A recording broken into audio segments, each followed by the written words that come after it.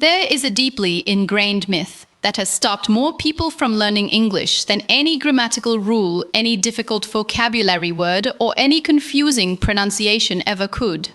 It is the quiet, insidious belief that you need a special kind of brain to learn a language. We look at people who can switch between languages effortlessly, people who sound like they were born with a silver tongue, and we immediately assign their success to an invisible, magical trait called talent. We tell ourselves that they have a genetic advantage, that they possess a natural flair for picking up accents and remembering complex sentence structures. And because we do not see that trait when we look in the mirror, we assume the game is over before we even step onto the field. We buy the grammar books, we download the language apps, we watch a few videos, and the moment we struggle to remember the difference between the present perfect and the past simple, the myth whispers in our ear, "You just do not have the talent for this." But I am here to tell you the absolute, unfiltered truth. You do not need talent to learn English. What you need, the only thing that truly separates those who become fluent from those who give up, is consistency. Let us completely dismantle this idea of language talent. When you see someone speaking English beautifully, you are not looking at the result of raw, innate ability. You are looking at the visible tip of a massive hidden iceberg. What you do not see are the thousands of hours they spent listening to English podcasts while commuting, the hundreds of awkward conversations they stumbled through, the countless times they forgot a basic word and had to gesture like a mime to make themselves understood. We only see the polished final product, and our brains, desperate for a simple explanation, label it as talent. But talent in language learning is largely a fabrication created by our impatience. If a child can learn a language, and every single healthy child on this planet does learn at least one language without ever studying a textbook or understanding what a verb is, then language acquisition is not a rare intellectual feat. It is a fundamental human mechanism. The reason you struggle to learn English now is not because your brain is wired incorrectly. It is because you are fighting against the way the human brain naturally acquires language, and the primary way you are fighting it is by lacking consistency. Think about how you learned your mother tongue. You did not sit in a classroom for an hour a week, memorize lists of colors and animals, take a multiple choice test, and then go back to your normal life. You were immersed in it. You heard it constantly. You made mistakes constantly.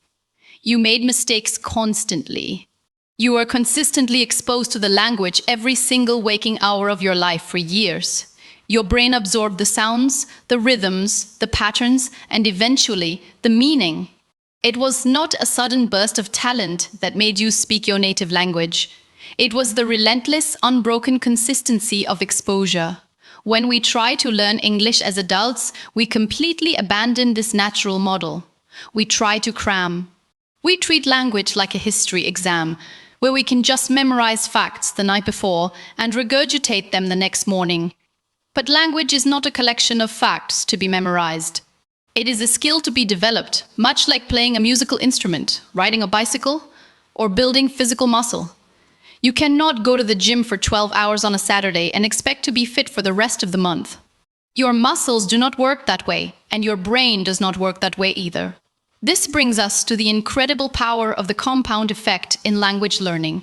The compound effect is the principle that small, seemingly insignificant actions, when performed consistently over a long period, yield massive exponential results. If you study English for 3 hours on a Sunday and then do absolutely nothing for the next 6 days, you are actively working against your own progress. Your brain treats that 3-hour session as an isolated, random event. It does not perceive a need to build strong neural pathways for this information because the information does not seem important enough to retain. It is like trying to start a fire with a massive log and a single match. The log will not catch fire because the energy is not sustained. Now, imagine instead that you spend just 15 minutes a day, every single day, interacting with English. You listen to a short podcast episode while making coffee. You read 2 pages of an English book before bed. You write a single paragraph about your day in a journal. It feels ridiculously small. It feels like you are doing almost nothing. But the mat is lit, and you are keeping it lit every single day. Over a week, that is an hour and 45 minutes. Over a month, it is over 7 hours. But the real magic is not in the total hours, it is in the frequency. Because you are exposing your brain to English every 24 hours, it realizes this information is a permanent fixture in your life. It starts to build and strengthen the neural pathways responsible for English processing while you sleep. The vocabulary words move from your short-term memory into your long-term memory. The grammar rules stop being abstract concepts and start becoming intuitive feelings of what sounds right. This is the secret of consistent learners. They do not have superhuman discipline. They have simply realized that 5 minutes every day is infinitely more powerful than 5 hours once a week. One of the greatest enemies of consistency is our toxic relationship with motivation. We wait until we feel inspired to study. We wait until we have a burst of energy. We watch a motivational video about how English will change our lives, get incredibly hyped up, promise ourselves we are going to change our habits starting Monday, and by Wednesday, the motivation is gone. Motivation is a wonderful emotion, but it is the absolute worst foundation for a long-term habit. Motivation is a weather vane. It shifts depending on your mood, your stress levels, how much sleep you got, and what is happening at work.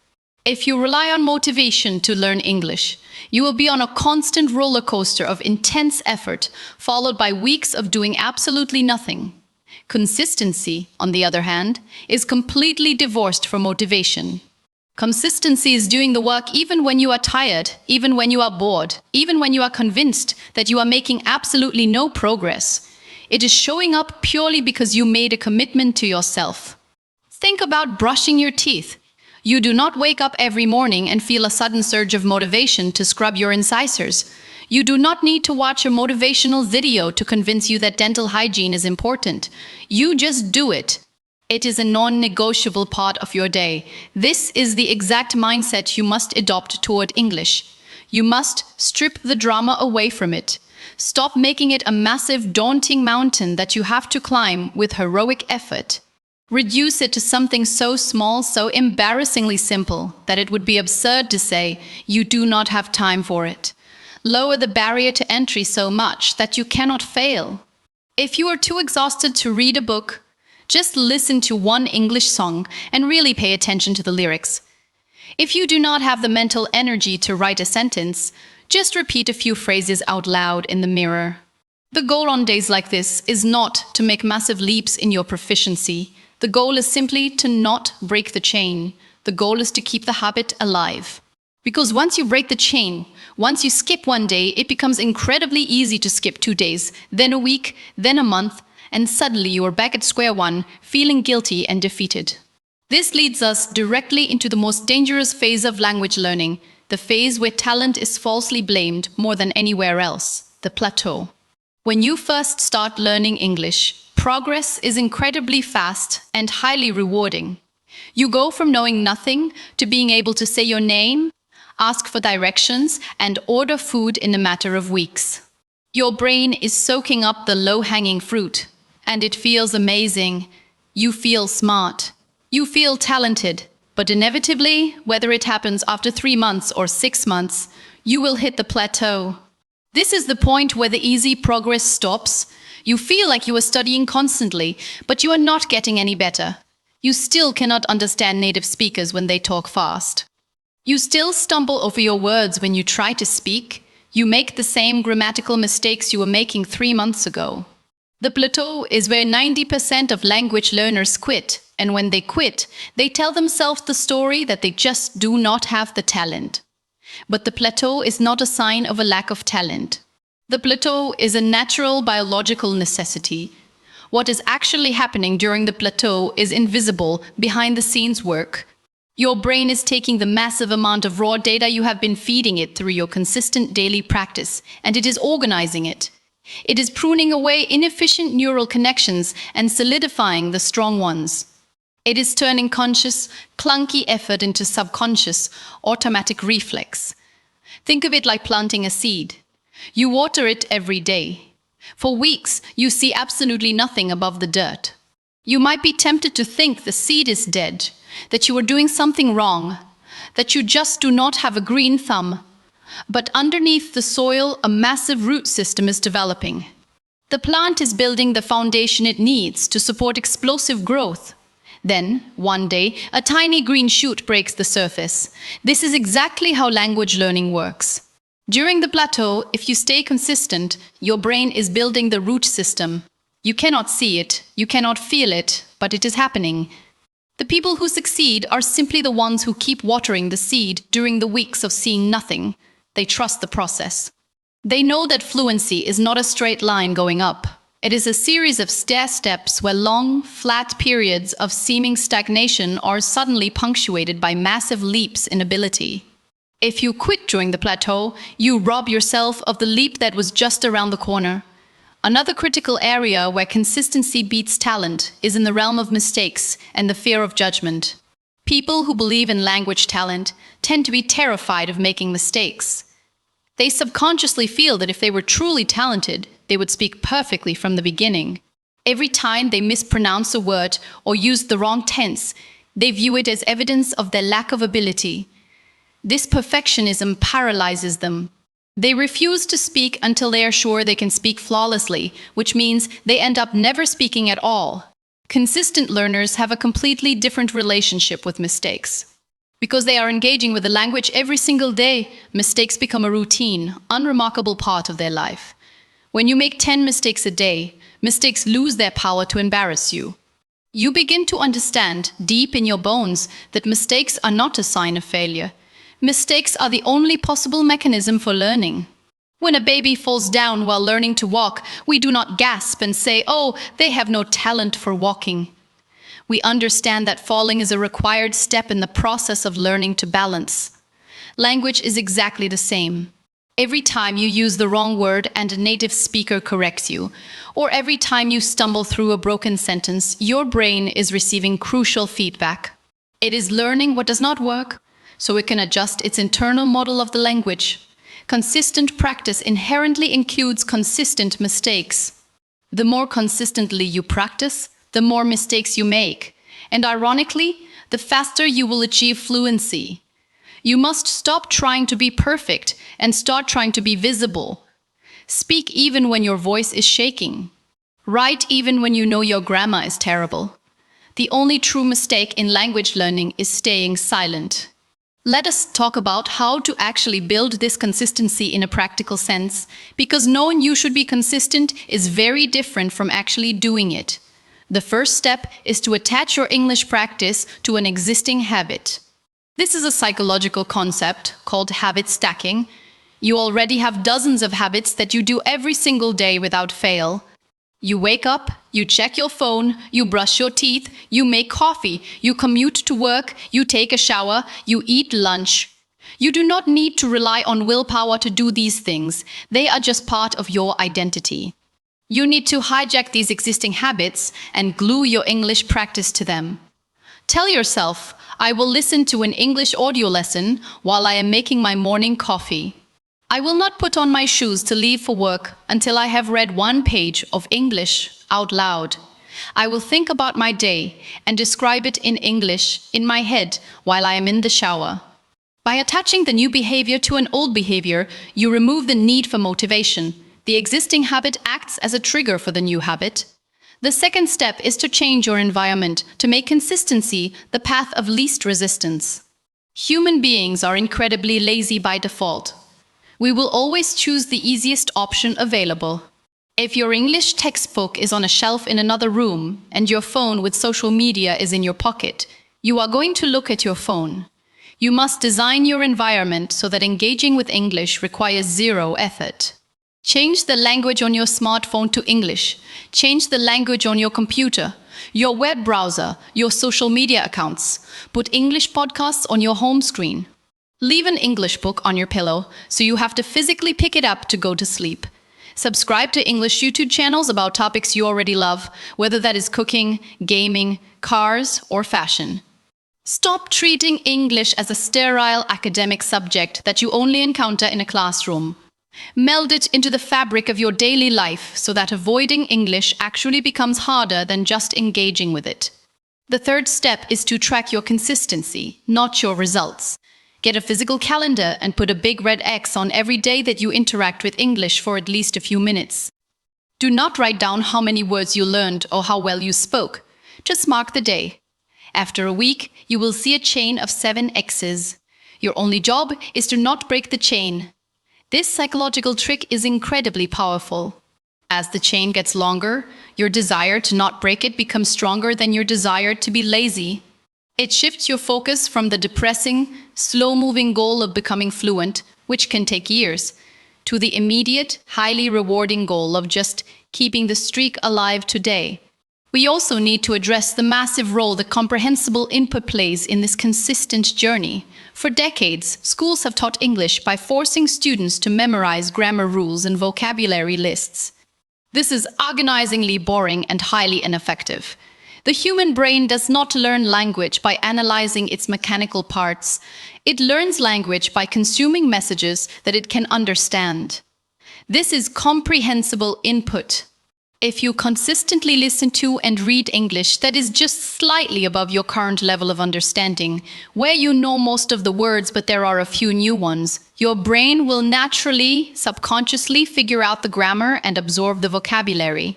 You do not need to know the technical name for the present continuous tense to use it correctly. You just need to hear it used in context 100 times. This is why consistent daily listening is arguably the most important thing you can do. Find content you genuinely enjoy. Do not force yourself to listen to dry, educational recordings if you hate them. Find an English podcast about true crime, or a comedy show, or interviews with your favorite celebrities. The content itself does not matter, as much as the fact that you understand the gist of what is being said and that you do it every single day. Think about the profound freedom that comes with this realization. If fluency requires talent, then you are doomed from the start. You are a victim of your genetics. But if fluency simply requires consistency, then you are entirely in control. The power is in your hands. You do not need to be the smartest person in the room. You do not need a perfect memory. You do not need to quit your job and move to an English-speaking country. You just need to be stubborn. You just need to be stubborn. You just need to refuse to quit. It is a comforting thought, but also a demanding one, because it means you can no longer make excuses. You can no longer say you are just not good at languages. You have to admit that if you are not learning English, it is simply because you have chosen not to put in the consistent, daily effort. Imagine yourself 1 year from today. If you spend just 20 minutes a day engaging with English, that is over 120 hours of deep immersion. That is enough time to go from a stumbling beginner to a confident, competent conversational speaker. Now imagine yourself 1 year from today if you continue doing what you have always done. Studying in random bursts, getting frustrated, taking weeks off, and telling yourself you have no talent. You will be in the exact same place you are right now, filled with the exact same regret, wishing you had started a year ago. The time is going to pass anyway. The next 12 months are going to go by whether you study English or not. The only question is, are you going to use those days to build a skill that will open up the entire world to you? Or are you going to let them slip away? English is not just a school subject. It is not just a line on a resume. It is a bridge. It is a tool that connects you to over 1 billion people on this planet. It gives you access to the vast majority of the internet, to the world's best universities, to international job markets, to books, movies, and ideas that have not yet been translated into your native language. When you speak English, you are no longer confined to your geographical borders.